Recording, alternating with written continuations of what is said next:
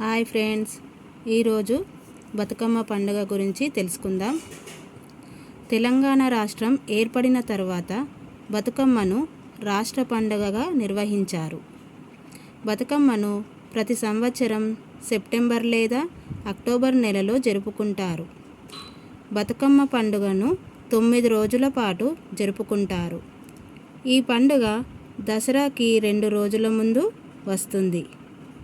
ఈ పండుగ వర్షాకాలపు చివరలో, శీతాకాలం తొలి రోజులో వస్తుంది. అప్పటికే చెరువులు, కాలువలు వర్షాలకు నిండి ఉంటాయి. ఎక్కడ చూసినా రంగురంగుల పువ్వులు ఉంటాయి.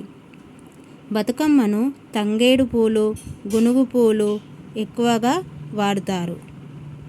బతుకమ్మను త్రికోణ ఆకారంలో పూలతో అలంకరిస్తారు. 9వ రోజు బతుకమ్మను నిమజ్జనం చేస్తారు. మీకు ఈ వీడియో నచ్చినట్లయితే లైక్, షేర్ అండ్ సబ్స్క్రైబ్ చేయండి ఫ్రెండ్స్. బాయ్.